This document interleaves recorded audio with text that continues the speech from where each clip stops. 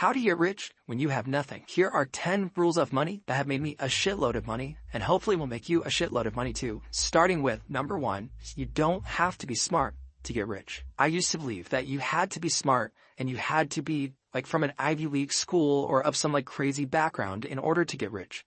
And that's kind of how I viewed it for a long time until I had a really interesting experience. It was back in 2016. And I was trying to make money with my first business. And I went to this meetup event. And I remember I was making like no money. So like I felt like I was like the odd man out there. I'm just trying to learn from everybody. I don't have any ego in this. Whatever I can learn, I will learn. I remember this guy went on stage. This is so mean, but like kind of an idiot. And he got up on stage and he was like, I haven't been able to break past like $400,000 a month. In that moment, my entire world shifted. I literally left the room and I called my dad and I was like, Dad, I will never work a job again because I am smarter than that guy. There's no reason why I can't make the same money as him. And it was like the best thing that could have ever happened to me because when I realized is that making money is a game and you have to know how to play that game. And it's not that he was smarter than me. It's not even that he worked harder than me, but he understood the rules of the game a way that I didn't. You don't need superior intelligence to win the game. Some of the richest people that I know are in fact not that smart at all. Getting rich, you don't have to be a genius. You need to work hard,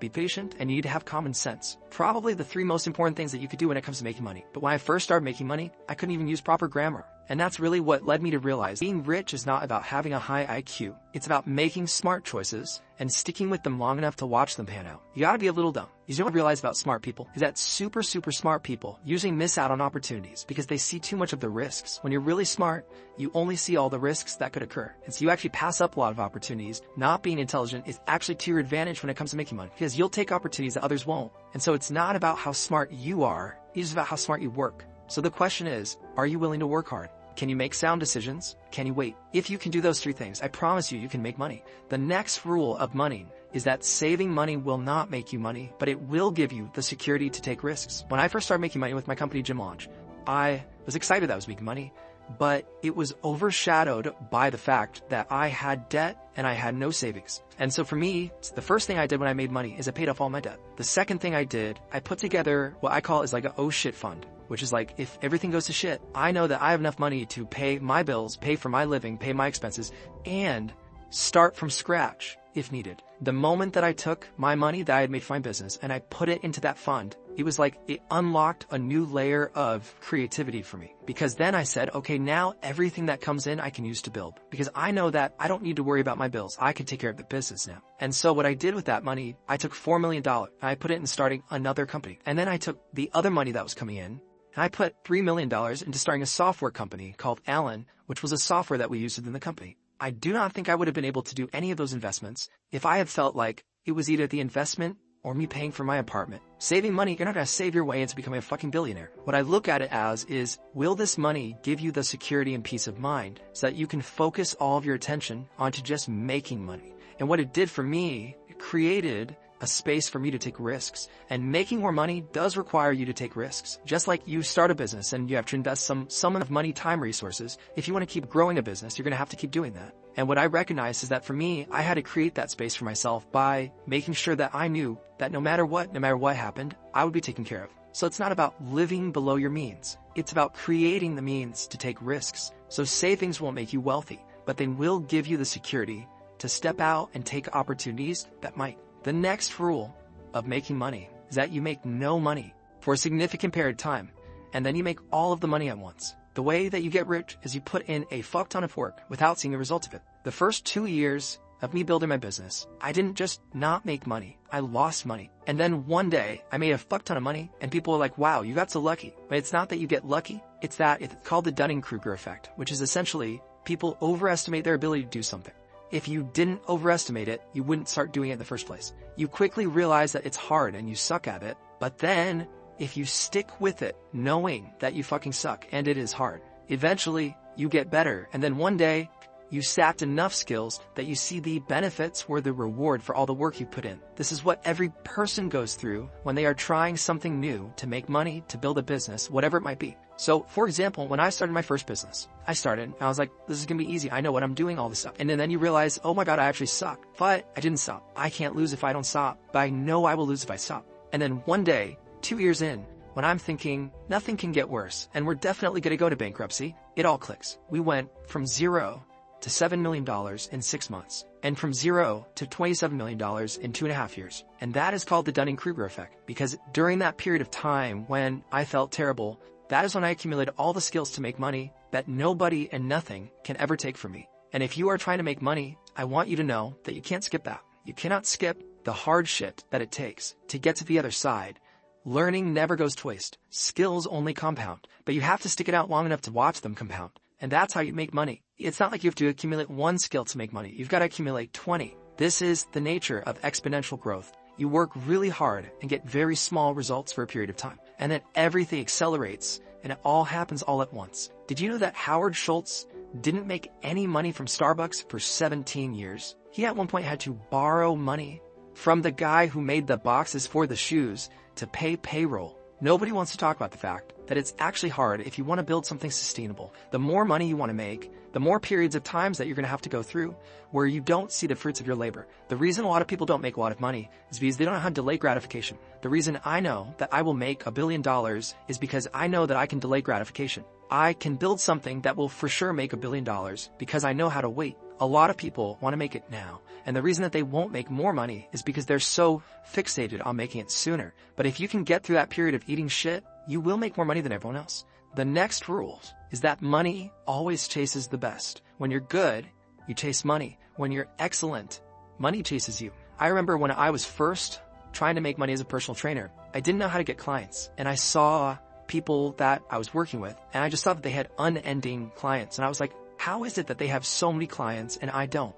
And I had a mentor at the time, and he said something to me that really stuck with me. Focus on being the best and forget the rest. And he was like, Layla, focus on being the best trainer that exists. So I was like, how can I build up evidence that I'm the best? Because I was like, I need to get these stories that I can use to show people that if you work with me, these are the results I produce. So I was like, okay, I'm going to sign up for a fitness competition because I think that if I want to be the best trainer, I have to show people I didn't just lose weight. I then competed in a fitness competition. From doing those things and becoming so good, I couldn't even take on the amount of people that came to me. When you do your best, people notice. And when people notice, money and success will find you. But it starts with being the best. It doesn't start with trying to accumulate money. It starts with trying to be excellent, because money is attracted to value, and excellence at any field creates value that people are willing to pay a lot of money for.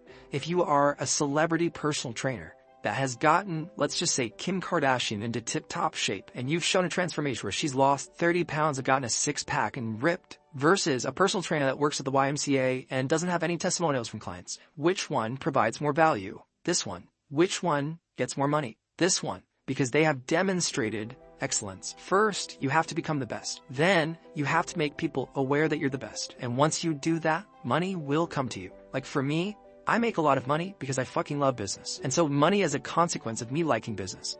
And by consequence, I create a lot of value, which then creates me a lot of money. But I don't ever think about making the money. First, I think about creating value in my business. And then the money comes. If you ask yourself how to be excellent, the money comes as the consequence of it. Find a game that you can be number one at. And I only know that I could be number one at something when I'm fucking obsessed with it. And so ask yourself, like, what could I be number one at? And play that game. Because if you do that, the money will follow. The next rule is that learn how to make money while you're awake before you try to make money while you sleep. When I first started my business, Gym Launch, I had a guy come to me and he was like, Layla, I see that you're making money. And like, that's amazing. He's like, but you need to learn how to make money while you sleep. And I was like, make money while I sleep. That sounds fucking great because I'm out there. I'm fucking busting my ass every day. What's the secret? So this guy's like, yeah, let me tell you about real estate. And actually I have this little business where, I will essentially buy this real estate for you. And then you're just going to get passive money that it generates each month from the renters. I was like, sure, let's do it. We buy this rinky-dink house. I was all excited. I was like, this is it. Maybe instead of having like a real business, we're going to get into like real estate. We're going to be real estate investors. Oh man, was I fucking wrong? We buy this house. This fucking house is the bane of my fucking existence. This house was more work than I could have ever imagined because they didn't tell me I'm gonna have to manage tenants. I was liable for all these things that were happening with the home. I didn't know that property management companies could drop your account and then you had to be the one to manage the property. All things that I didn't know. That house took me almost a year to get rid of and it cost me $20,000. Just like building a business takes skills, so does picking the right opportunities to invest in. Investing itself is a skill. So if you want to make money while you sleep, that is a skill of its own that you also have to learn. And I can tell you as somebody who has made not hundreds, but tens on tens of investments, because I don't do tiny investments, I typically do sizable ones. That is the skill on its own. There are more transferable skills from learning how to actively make money into passively making money than there are passively into actively. Lots of people who know how to build a business and actively make money can learn eventually how to invest. And usually it goes in that order. Going from investing and only knowing how to invest into trying to actively make money, it's a harder transition to make. And so what I try to do in that time is I try to skip steps. Which activity, investing versus actively make money, do you have more skills already that set you up for success? And for me, at that point in time, I had already more skills in learning how to actively make money than I did in how to invest that money. And most people are there. They've had a job, they have like somewhat of a business, and then they say, okay, I want to go learn how to invest. Completely different skill. You would probably have a shorter time to value of like learning how to make money if you just said, I'm going to learn how to actively make money in a more meaningful way. And so what I recognized that I was trying to skip steps in that situation because there's nothing passive about learning skills. You will learn active skills to make passive income. Even passive income requires skills. There's no way to make money or compound your money that doesn't require some level of skill. You can't have money work for you until you know how to work for money. If you want to learn how to make passive income, you first have to learn how to make active income. Warren Buffett said this. Before you can let money work for you, you have to put in the work yourself. Active learning and effort come first, passive rewards come later. And that was said by the greatest investor of all time. Everybody that I know that has made it to the level where they are passively creating income, and they're doing it in a really meaningful way, they have first fucking killed it at actively making income. And what I realized for myself was I am a decade into business, and I am just now learning and getting proficient at investing money. And if you invest money properly, it does make you money in your sleep. But nobody talks to you about how much effort goes into selecting deals, negotiating deals. It is also active. You are actively learning how to do deals and negotiate and then getting money later. The next rule is that if money is the only goal, you will never have enough. When I sold my first company 3 years ago, I remember the moment where the big check hit my bank account. That has always been the goal. At least with my first company, it was like make a ton of money. I remember that moment, I felt nothing. I didn't even feel like super excited. If anything, I felt relief because I was done with the process and the process had been painful. I didn't feel like a different person. I didn't feel like better. And what I realized is that if money is the goal, you just never have enough. Money is only a tool that you can use to then get other things. Once I realized that, the next thought I had is, what am I going to do with this money? What am I going to use it to build? And that's why I started Acquisition.com literally the day after I sold my business. It's because I said, I can use this to create this next thing that I envisioned in my head. It wasn't like money itself made me happy. The only reason that money now was meaningful to me is because I was able to take it to invest in my next dream. And now I've been able to use that money to make my dream come to life. And that's meaningful to me. And that's a worthy goal. Money itself, it only is a means to an end. And so the question is, what's the end for you? See, time is a tool to use to make money. And so what precedes making money is learning how to manage time. Because if you cannot use your time to create money, then you won't have